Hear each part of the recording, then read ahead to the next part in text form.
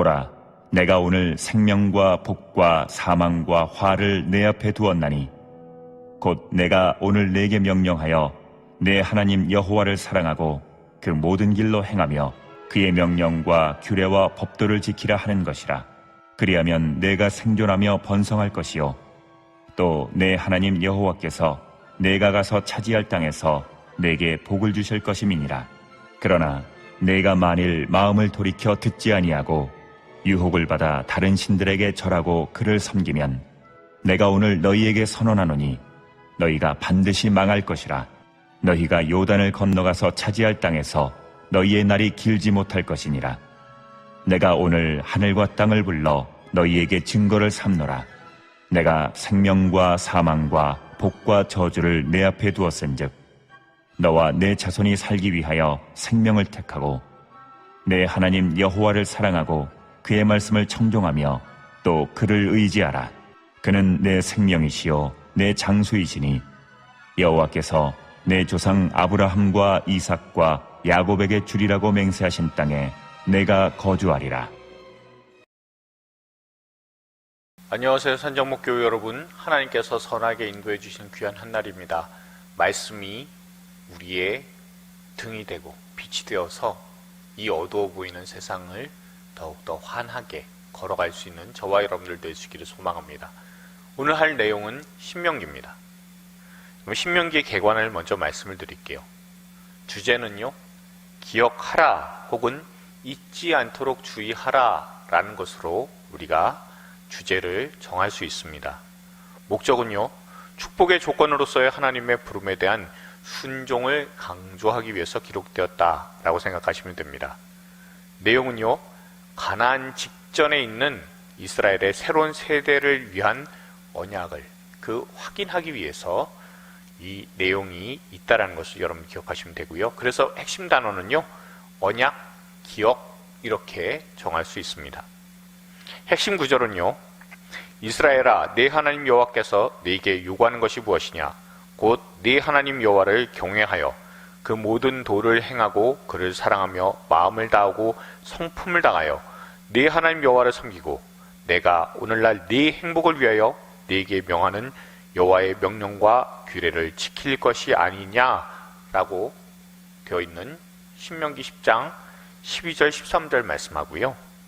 그리고 오늘 본문의 내용인 내가 오늘날 하늘과 땅을 불러 너희에게 증거를 삼노라. 내가 생명과 사망과 복과 저주를 네 앞에 두었은즉 너와 네 자손이 살기 위하여 생명을 택하고 네 하나님 여호와를 사랑하고 그의 말씀을 청종하며 또 그를 의지하라. 그는 내 생명이시요 내 장수시니 여호와께서 내 조상 아브라함과 이삭과 야곱에게 주리라고 맹세하신 땅에 내가 거하리라. 아멘. 이 30장 19절, 20절 말씀이 핵심이 된다는 것 여러분들 기억하시면 좋겠습니다. 신명기의 전체적인 얼개는요, 제가 전에도 말씀을 드린 것처럼 3개의 설교로 기록이 되어 있습니다. 첫 번째 설교는요, 1장부터 4장까지의 내용입니다. 여기에서는요, 하나님께서 이스라엘을 위해 하신 일을 회상합니다. 그러니까 과거에 대한 내용들이 등장을 해요. 그럼 과거의 내용 가운데 이 모세의 마음을 가장 힘들게 하고 그것만 생각하면 진짜 자다가도 깰 뻔한 사건이 바로 가데스 바네아 사건 아닙니까? 그래서 가데스 바네아 사건, 그 내용에서부터 시작을 하게 되는 게 신명기의 첫 번째 설교의 내용입니다. 그러니까 과거 역사적인 내용들이 등장하고 있는 거고요. 두 번째 설교는 어떤 내용이냐면요, 4장 44절부터 26장까지의 그런 내용인데, 여기에서 여러분들 보시게 되면 십계명 해설 및 각종 법령들이라고 되어 있습니다. 의식법이라든가 시민법이나 사회법, 이런 것들이 여기에 들어와 있습니다. 결국 하나님께서 이스라엘에게 현재 기대하시는 것이 무엇이냐라는 것을 이 본문을 통해서 우리가 알 수가 있습니다. 성격은요, 이게 이스라엘의 모든 하나님의 말씀 지켜라, 그 내용이 이거다라고 얘기를 하고 있기 때문에 법적인 내용들이 거기에 등장하고 있다는 것을 여러분 생각하시면 됩니다. 또한 세 번째 설교가 있고 후기라고 되어 있습니다. 이 후기는요, 나중에 여호수아도 세웠고 그리고 12지파도 축복을 하고 결국에는 모세가 세상을 떠나게 되었다라는 그 내용까지의 그 담긴 것이 바로 후기입니다. 31장부터 34장까지의 내용들이라고 생각하시면 됩니다.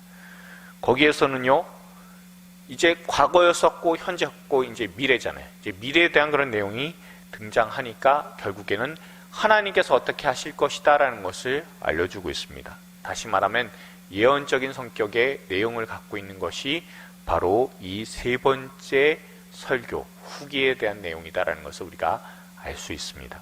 장소는 모압 평지고요. 대략적으로 한 1개월가량에 걸쳐서 책이 기술된 것으로 보인다라고 말씀드릴 수 있습니다.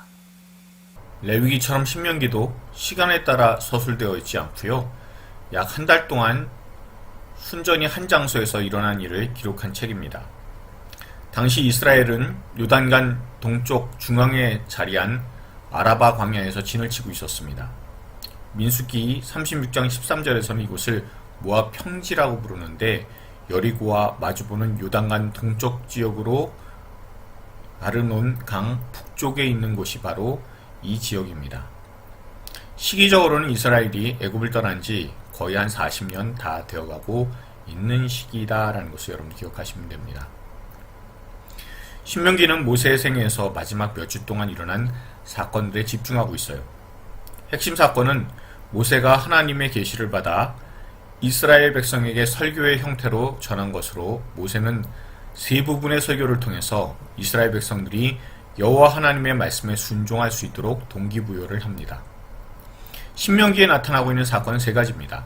첫 번째는요, 모세가 율법책을 기록하고 여호수아를 새 지도자로 세웠다라는 것과, 두 번째로는 모세가 느보산에서 가나안 땅을 바라본다라는 것, 또한 세 번째는 모세가 죽는다는 것입니다.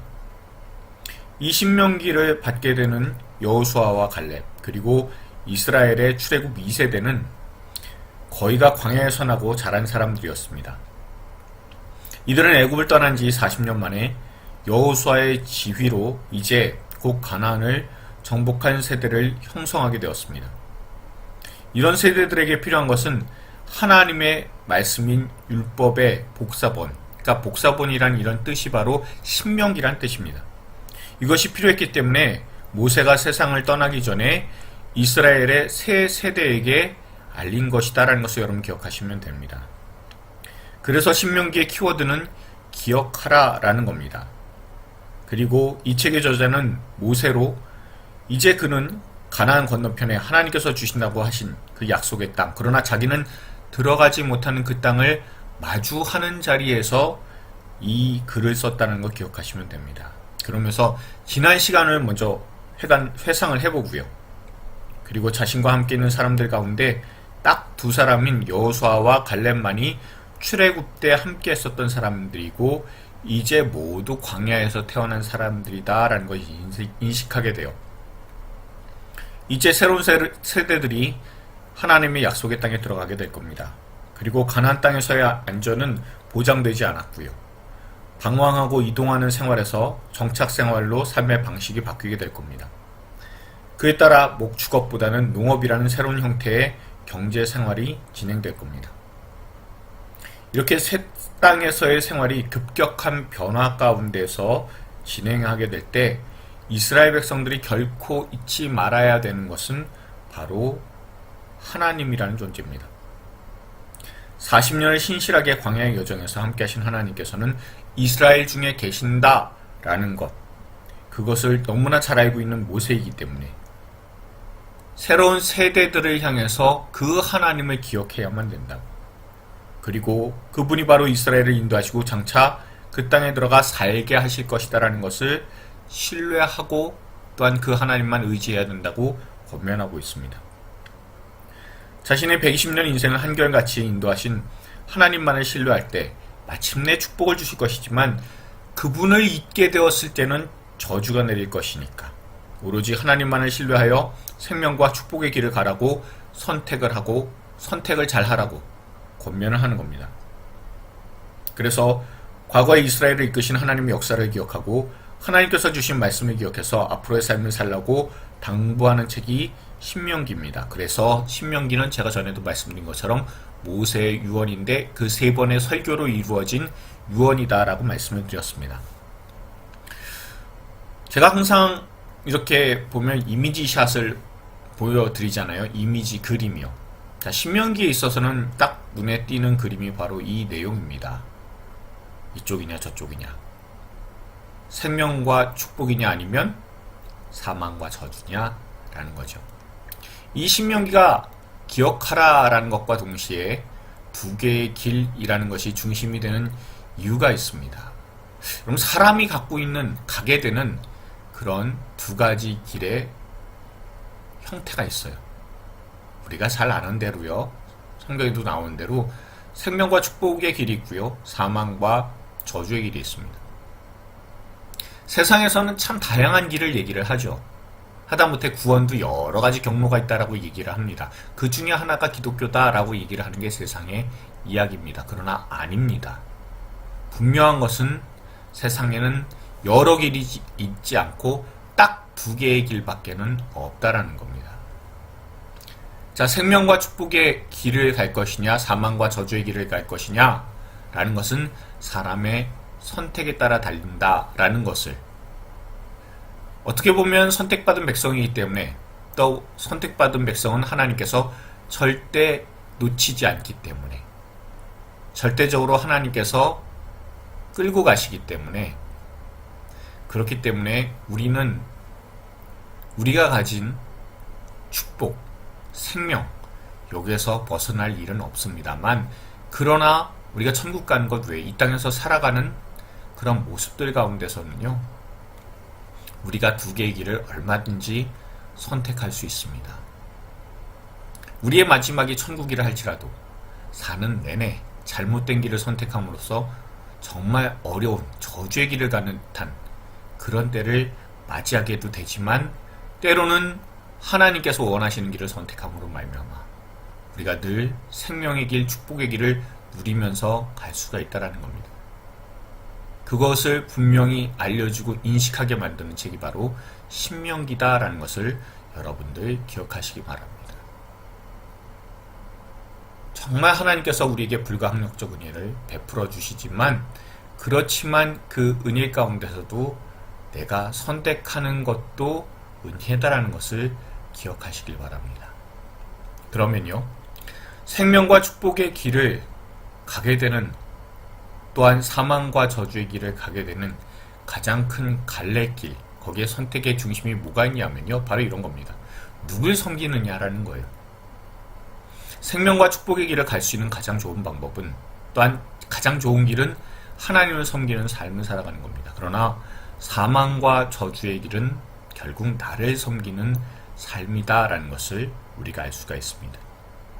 그래서 올바른 예배의 대상을 제대로 선택하라 라고 권면하는 책이 바로 이 신명기다라는 것을 기억할 수 있기를 바랍니다. 신명기에서 하나님 섬김에 대한 내용들이 있습니다.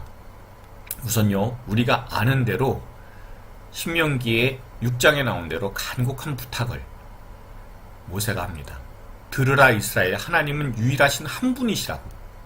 이게요, 여러분, 중요한 내용이 뭐냐면 10계명에 바로 이어서 나온다는 겁니다.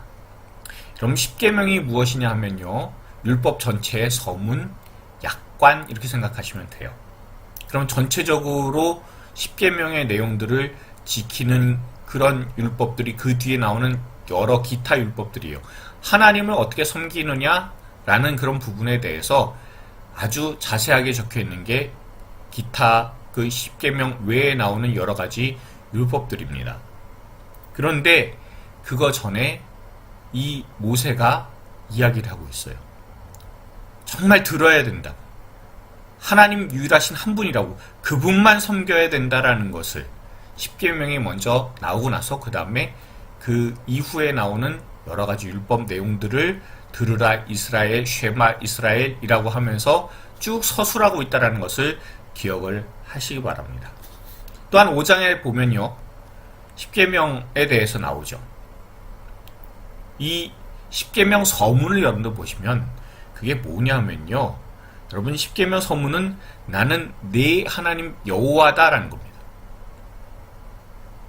이게 이스라엘 혹은 랍비들 같은 경우에는요, 제1계명이요, 이 나는 네 하나님 여호와라 라는 것이 제1계명으로 이 사람들은 인식을 해요. 그럴 정도로 하나님 누구시냐 라고 한다면, 하나님 바로 세상을 창조하신 분이시자 나는 너를 구원해낸 자다, 구원자다라는 것을 분명히 알리고 있습니다. 그러면 결국에 율법의 핵심은요, 하나님이 창조주이시자 구원자시다라는 것을 분명히 알리고 있다는 것을 우리가 기억할 수 있길 바랍니다. 또한 이스라엘을 선택하신 이유가 있어요. 7장 8장에 나온 대로 너희를 사랑하기 때문에, 그리고 조상들과의 맹세를 지키게 하기 위해서 그래서 너네들을 선택했다라고 하나님께서 말씀하세요. 자, 그렇다면 하나님 어떤 분이시냐라고 한다면 신실하신 사랑의 하나님이시다라는 것을 우리가 알 수가 있어요. 그러면 이 신명기를 통해서 하나님 섬김에 대해서 알게 되는데, 하나님이 어떤 분이시냐 하면 유일하신 하나님이시고요, 세상을 창조하셨으며 그리고 그 백성을 구원하신 하나님이십니다. 그리고 그 백성을 구원하셨으면서도 그 백성들을 신실하게 사랑하시는 하나님이시다. 그러니까 그분을 섬길 때 당연히 생명과 축복이 따라오게 된다라는 것을 알려주는 책이 신명기다라는 것을 우리가 알 수가 있게 됩니다. 자, 그러면요, 우리가 이스라엘의 출애굽에서 모압 평지까지 그 내용들을 우리가 다시 한번 보도록 할게요. 우리가 잘 알고 계셔야 되는 건요, 저기 고센 땅에서부터 시작을 하죠. 그래서 홍해를 건너고 1차적인 목표는 시내산입니다. 시내산까지 왔습니다. 왔다가 그 다음에 가데스바네아까지 올라가죠. 그럼 시내산에서 똑바로 북쪽으로 가면 가데스바네아라고 여러분도 보이실 겁니다. 그 가데스바네아는 제가 어제 말씀드린 대로 신광야와 바란광야 사이에 있습니다. 자, 거기에서요, 반발을 하고 반역을 하고 이 사람들이 올라가려다가 패하죠. 패하고 나서 그래서 광야를 계속해서 떠돌다가, 일단 떠도는 그 경로에 대해서는 정확하게 우리가 알 수는 없습니다만 대략 성경에 나오는 경로로서는 우리가 이 지명을 따라서 볼 수가 있습니다. 제가 어제 보여드렸던 지도에서는 오른쪽에 이렇게 뺑글뺑글 돌았었던, 뺑뺑이 도는 것 같은 그런 걸 그렸었던 이유는 거기에서 광야에서 계속해서 지냈다라는 것, 어디 한 곳에 많이 머물렀다라기보다 계속 광야에서 돌았다는 것은 아마도 이쪽으로 추정을 해서 제가 뺑뺑이를 이렇게 돌게끔 이렇게 했고요. 그리고 나머지 부분들은 저렇게 경로를 밟아서 맨 밑으로, 그래서 그 아라바 그 계곡 그 밑에까지 에시온 게벨 때까지 내려갔다가, 그랬다가 이제 북쪽으로 올라가서 결국에는 저쪽에 느보산에서, 보이시죠? 느보산이요? 예, 느보산에서 오른쪽 상단에 있습니다. 요단강 있고요. 그 느보산에서 모세가 죽게 되는 그런 경로가 여기에 나와 있다는 것을 말씀을 드리도록 할게요. 자, 그리고요, 또 한 가지 봐야 되는 게 오경과 신명기의 비교인데요. 창세기에서 민수기까지와 또한 신명기는 어떤 차이점이 있는지 비교점 한번 여러분들 보시면 좋은데, 창세기에서 민수기까지의 그런 내용들은요, 이스라엘의 역사가 전개되는 부분들이 나오고 있어요. 그러나 신명기는 이스라엘의 그 전개됐었던 역사를 해석하는 원리가 거기에 나와 있습니다. 창세기에서 민수기까지 하나님께서 하신 일들에 대해서 나오고 있다면, 신명기는 하나님의 원리들에 대해서 알려주고 있습니다. 창세기에서 민수기까지 하나님께서 모세에게 말씀하신 것이라면, 신명기는 모세가 백성들에게 하나님의 마음을 받아 하나님의 생각을 받아서 말한 것이다라는 것을 우리가 알 수 있고요. 창세기에서 민수기까지의 그 글의 성격이 역사적인 성격, 물론 그 안에 율법도 들어가 있습니다. 그 역사적인 성격들이 들어가 있는 것에 비해 신명기는 이것을 교육하고자, 그러니까 교육적 성격으로서 글이 특징된다라는 것을 여러분들 기억하시면 되겠습니다. 묵상을 위한 질문합니다. 첫 번째로, 당신이 만약 유언을 3가지를 남긴다면 그것이 무엇인지 구체적으로 한번 적어보셨으면 좋겠습니다. 그리고 왜 그런 유언을 남길 것인지도 한번 묵상해 보셨으면 좋겠습니다.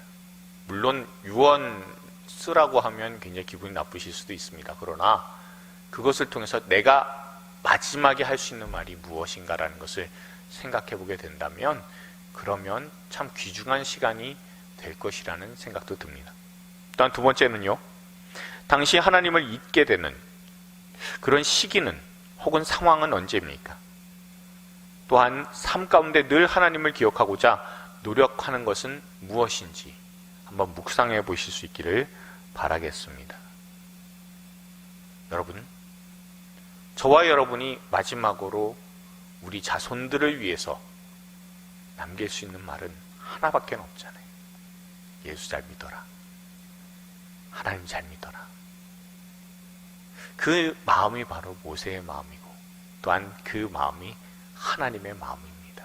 이 하나님의 마음이 담겨 있고 또한 그 하나님 한 분만을 섬기도록 분명하게 자신의 모든 것을 다해서 그 하나님만 예배하도록 그 마지막에 불꽃을 태워가면서 적은 글이 신명기다라고 생각한다면 신명기가 다소 딱딱해 보여도요, 이것을 통해서 큰 은혜가 읽으면서 묵상하면서 우리에게 큰 은혜가 임할 줄로 믿습니다. 우리가 신명기를 묵상하면서 하나님의 크신 은혜와 사랑을 다시 한번 생각해 볼 수 있는 귀한 계기가 될 수 있기를 소망합니다. 기도하시겠습니다. 그렇습니다. 하나님은 언제나 우리가 기억해야 되는 분입니다.